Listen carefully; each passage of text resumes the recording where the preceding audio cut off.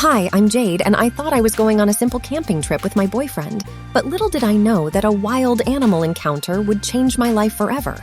Now, I'm about to share the craziest story you've ever heard, the time I was bitten by a werewolf.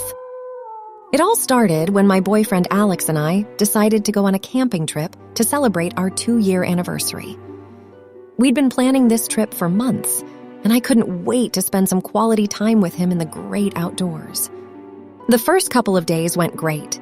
We hiked, cooked over an open fire, and spent our nights stargazing. On the third day of our trip, we decided to explore a nearby cave we'd heard about from some fellow campers. It was supposed to be beautiful and filled with amazing stalactites and stalagmites. As we approached the cave, I suddenly had an uneasy feeling. "Alex, are you sure about this?" I asked, nervously fidgeting with the flashlight in my hand.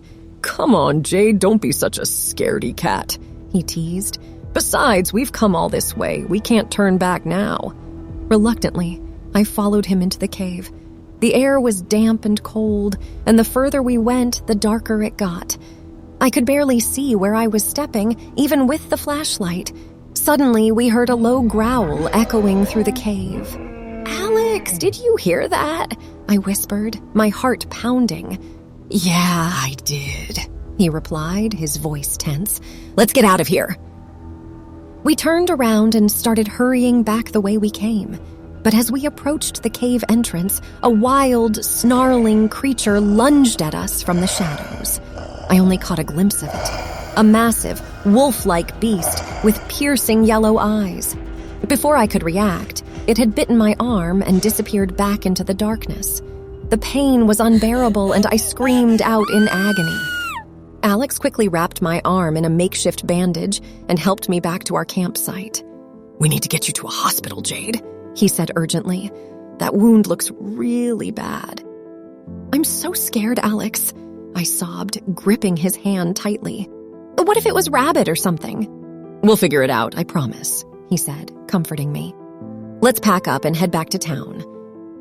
The next day, we arrived at the hospital where the doctors cleaned and stitched up my wound. They also gave me a series of rabies shots just to be on the safe side. I thought that would be the end of it, but I was so wrong. Over the next few weeks, my arm healed, but I started to notice some strange changes in my body.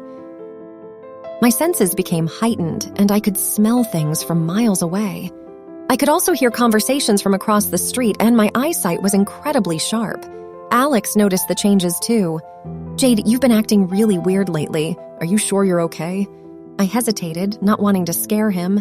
I don't know, Alex. I feel different, but I can't explain it."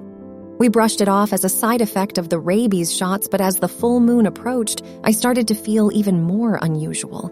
I became moody and irritable, snapping at Alex over the smallest things. The night of the full moon, everything changed. As the moon rose, I felt a sudden, intense pain rippling through my body. I could feel my bones shifting and my muscles contracting, transforming me into something else. I was horrified as I watched my hands become massive, clawed paws and thick fur sprouting all over my body. My face elongated into a snout, and I howled in agony. I was a werewolf. In a panic, I fled the house, not wanting Alex to see me like this. I raced through the woods, my new animal instincts taking over. I could hear the rustling of leaves and the beating hearts of small animals as I sprinted deeper into the forest. Eventually, the pain subsided, and I collapsed on the ground, exhausted. I didn't know what to do or how to change back. I was terrified of what I had become. Hours later, as the sun began to rise, the transformation reversed itself.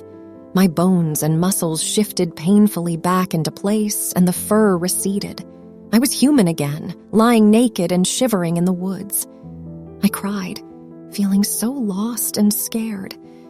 Somehow, I managed to find my way back home, where Alex was waiting, frantic with worry. As soon as he saw me, he pulled me into a tight hug. "Jade, where have you been? I've been looking for you all night." I can't explain it, Alex," I sobbed. "I'm so sorry." He noticed the torn clothes on the floor and the scratches on my body. What happened to you, Jade? I hesitated, unsure if I could tell him the truth, but I couldn't keep this secret from him any longer. Alex, I think I'm a werewolf. He stared at me, his eyes filled with shock and disbelief. A werewolf? Jade, that's impossible. I know it sounds crazy, but it's true, I insisted. I transformed last night during the full moon. I don't know how to control it, and I'm scared it'll happen again. Alex took a deep breath, trying to process everything I'd just told him. Okay, he said finally. We'll figure this out together. We'll find a way to help you, Jade, I promise. Over the next few months, we researched everything we could about werewolves and how to control the transformations. We discovered that a rare plant called wolfsbane could help suppress the changes, so we spent countless hours searching for it in the woods. Eventually, we found a small patch of the plant and I began taking it regularly. To our relief, it seemed to work. My transformations became less frequent and less intense, and I started to feel more like myself again. Throughout this entire ordeal, Alex never left my side. He supported me and helped me come to terms with my new reality. Our relationship grew stronger than ever, and I knew that no matter what challenges we faced, we could face them together. So that's my story.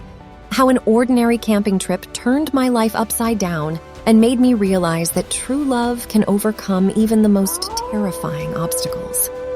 And while I may still be a werewolf, I know that with Alex by my side, I can face anything. That's it. That was my story. Thanks for watching, and please subscribe to not miss the next one. See you soon.